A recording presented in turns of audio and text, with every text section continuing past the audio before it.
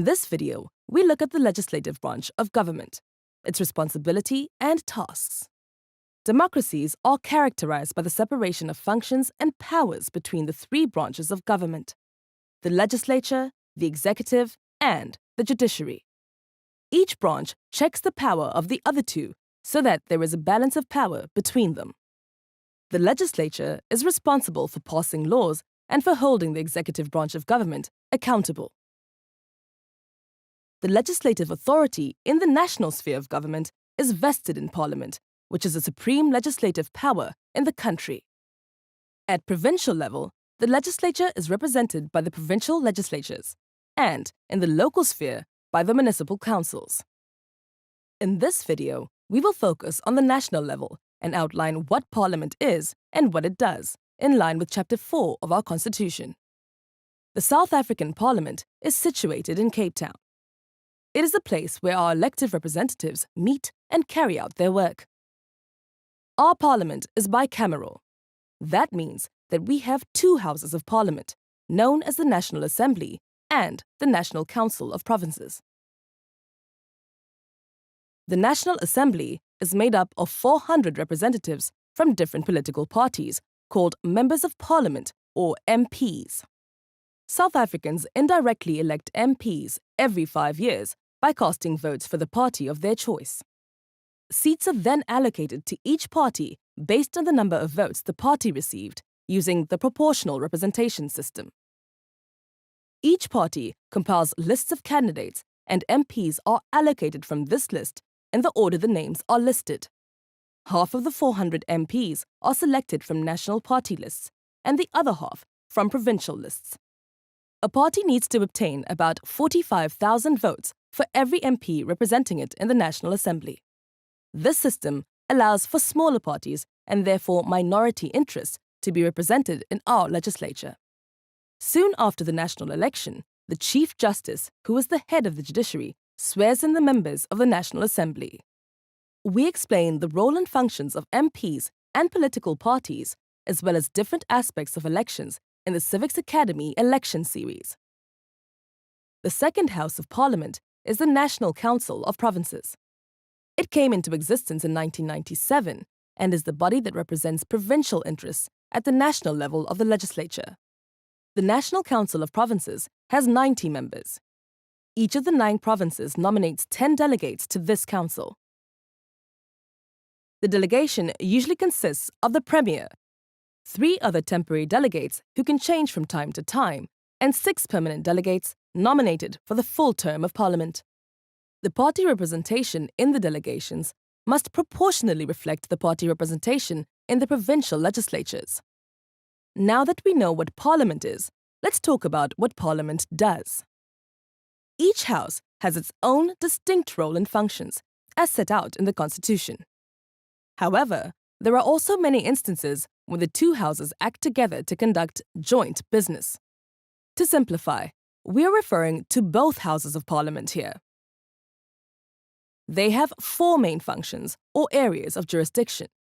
These are: 1. The consideration, amendment, and passing of draft laws, called bills. Bills are usually introduced by the executive, but they can also be introduced by MPs and are then discussed in parliamentary committees, which may amend provisions and approve them before both houses of Parliament vote on whether to pass them. Parliament must ensure that all bills conform to the provisions of the Constitution before being passed. Otherwise, a High Court can declare the law or parts of it unconstitutional and invalid. If this is confirmed by the Constitutional Court, the law has no force and effect, as if it was never passed. Parliament may also amend the Constitution with a 2/3 majority of votes. Furthermore, the Constitution requires Parliament to allow members of the public to participate in lawmaking processes through written submissions or by giving testimony before parliamentary committees. 2. The election of the President. At its first sitting after the election, the National Assembly elects the President from among its members. The leader of the political party that wins the majority of the seats in the National Assembly is nominated and elected as President. Once elected President, he or she becomes the head of the executive and stops being a Member of Parliament. 3. Oversight of the Executive. Parliament approves the budgets of government departments and has the duty to scrutinise and oversee the work of the Executive and to hold Cabinet Ministers accountable. The various committees of the National Assembly and the National Council of Provinces can call Cabinet Ministers to appear before them to explain their work and to answer questions about their work. In this way, the committees of the National Assembly and the National Council of Provinces ensure that the members of Cabinet do their job properly. The President and his or her Cabinet are also required to answer questions in Parliament and to defend their budget every year before the National Assembly. 4. Parliament provides a national forum for consideration of important issues. To achieve this goal, political parties table motions that must be debated and voted on. The National Assembly and the National Council of Provinces carry out their duties in different ways. Each House meets in its own plenary session to pass legislation and debate issues.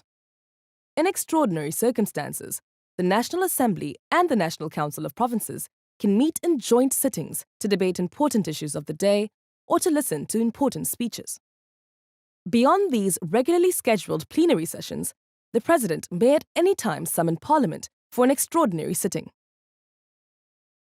Parliamentary work is done in a number of different committees, consisting of smaller groups of members.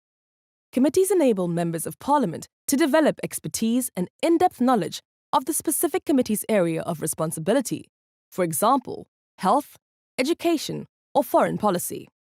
Each House has its own committees. Committees are, in general, proportionally representative of the parties in Parliament and headed by a chairperson. They are required to report regularly on their activities and to make recommendations to their House for debate and decision.